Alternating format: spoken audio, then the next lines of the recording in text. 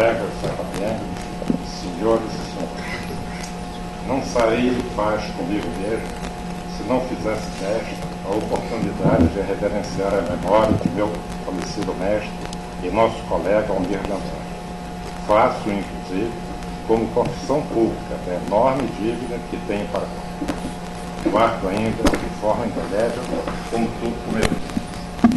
Sempre garimpando semanalmente nas livrarias, sempre interessado em encontrar algo da profissão filosófica brasileira, diga-se de passagem, bastante escassa naquela época, um dia deparei-me com as duas taças do livro, um ensaio crítico sobre os fundamentos da filosofia dialética. Levei o livro para casa, em poucas semanas já o tinha devorado. Um autor, à época dele, brasileiro, de tamanha erudição, de enorme meticulosidade com suas fontes bibliográficas, corajoso o suficiente para se medir com as grandes figuras da filosofia europeia.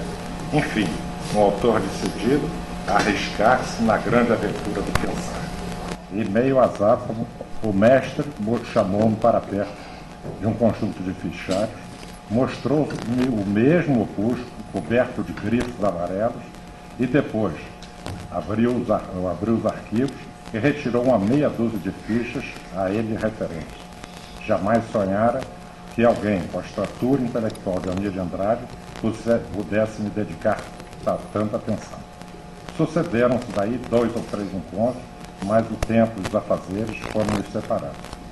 Não sei precisamente se 8 ou 9 anos após, por intermédio de um amigo comum, ele mandava consultar-me se aceitaria participar como membro fundador da Academia Brasileira de Filosofia, que decidisse rápido, pois tratava-se da vaga derradeira. Era óbvio que só o mestre seria capaz de tal prodígio. A partir de frequentadores nas reuniões mensais da academia, que então se realizavam regularmente ainda na sede do Clube Positivista. Pude então fazer a justa medida, não apenas os colegas, para presidir. Em nada, o que lhes digo agora poderá diminuir o valor de cada um dos votos que me elegeram, mas não posso deixar de consignar a minha tristeza que entre eles estivesse computado aquele do meu inesquecível mestre Almir de Andrade. A ele, a minha grande homenagem.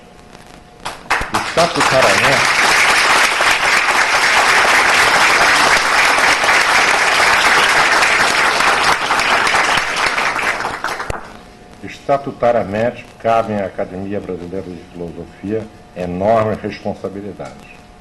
A de contribuir para o resgate, a avaliação e a preservação da memória filosófica brasileira. A de incentivar a produção filosófica brasileira e animar o debate filosófico em nosso país. A de contribuir para a difusão de ideias, de informações e das próprias obras filosóficas produzidas no Brasil. Diante de tais responsabilidades, não nos cabe outra alternativa senão escolher e priorizar. Sob pena de vermos cortadas todas as nossas possibilidades de um pensar autenticamente prospectivo. Especialmente para nós brasileiros, que há muito sofremos e resistimos, ainda que um tanto cegamente, às pressões pela modernização, a questão da rehistorização é, sem dúvida, da mais alta relevância. Necessidade de opor resistência à resistência racionalista, que hoje se nos apresenta como modo diferencialista ou relativismo. É verdade que a descoberta da diferença é uma conquista inarredável, mas a sua ingênua absolutização teórica, para e passo à invenção e ao espalhamento das técnicas de sua domesticação, não vieram significar a sua liberação, e sim a pura e simples mobilização em proveito da ampliação dos mercados por reiterada segmentação. Daí, por toda parte, o discursivismo opiniático, o consumismo zaranza e, ainda pior, a insensibilidade, o cinismo e a dramática anomia social. Também a necessidade de tomarmos consciência e valorizarmos a filosofia pelo que ela representa na formação cultural do Ocidente. Quem pode opor quaisquer dúvidas de que a cultura grega e a cultura judaica constituem as fontes originárias do Ocidente, a última emblematicamente representada pela fé ardente e pétrea moralidade de seus profetas. A primeira, magnificamente representada pela potência prometeica e a soberba razão de seus filósofos.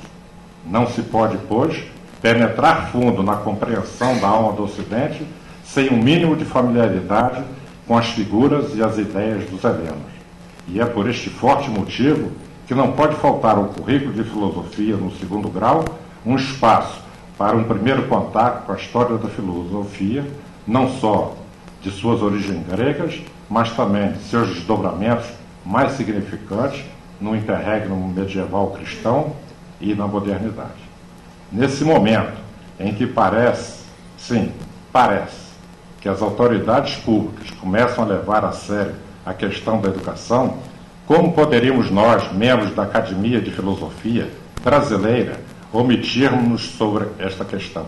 Cremos que, no momento presente, a luta pela inclusão da cadeira de filosofia nos currículos de segundo grau merece a prioridade que, ora, vimos a lhe atribuir. Por derradeiro, tomaremos como prioritária a tarefa de realização de amplo fórum sobre o tema Filosofia e Cultura, que venha a possibilitar um amplo debate e uma avaliação crítica profunda da conjuntura cultural do país, vis-à-vis o atual projeto modernizante de nossas elites e a onda globalizante que varre hoje o mundo. Não seria esta uma tarefa específica para sociólogos, politicólogos, historiadores ou etnólogos? Sim, mas não só. Sobre isso, posicionamos-nos junto à velha tradição culturalista brasileira, de Tobias Barreto a Miguel Reale, cuja tônica sempre foi reivindicar que a filosofia venha a se constituir em instância crítica da cultura. Acima de tudo, hoje, representa a assunção de uma responsabilidade urgente e inexcusável para com a nação ameaçada por um processo de modernização levado às cegas, sem a menor consideração com as suas tradições históricas, sua sensibilidade e, o pior, desprezando suas conquistas e sua experiência da Grécia. É preciso advertir, sem o contrapeso da justa valorização de suas raízes, do seu particularíssimo processo formativo, de suas especificidades culturais já afirmadas, a nação corre gravíssimo risco de ser arrastada à desfiguração, à dissolução de seus já frágeis laços de solidariedade social, enfim, à perda da dignidade. Um pouco menos de proposital cegueira deixaria evidente que a nossa problemática social é de natureza eminentemente cultural, que estamos enredados na construção de uma nova cultura, num processo dialético de culturas, e só subsidiariamente numa dialética de classes. Em poucas palavras, que nossa destinação é originalidade e não luxo, como equivocadamente creem as elites. Não somos ingênuos para imaginar que tais prioridades não suscitem maliciosas críticas. Poderiam reagir de outro modo aqueles que afirmam que o patriotismo é hoje o último refúgio dos cretinos?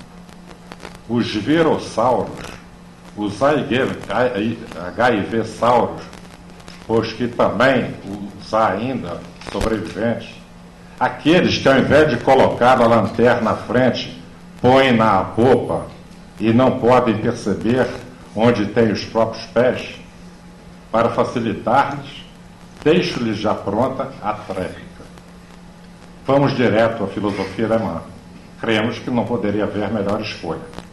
Que grande obra da filosofia germânica, do idealismo a Heidegger, não se constitui de forma implícita, mas gritante, para quem deveras quer ouvir, em um enfático discurso à nação alemã? Só o tão injustiçado Fichte, talvez nem por isso, teve a coragem de fazê-las claras. Muito obrigado.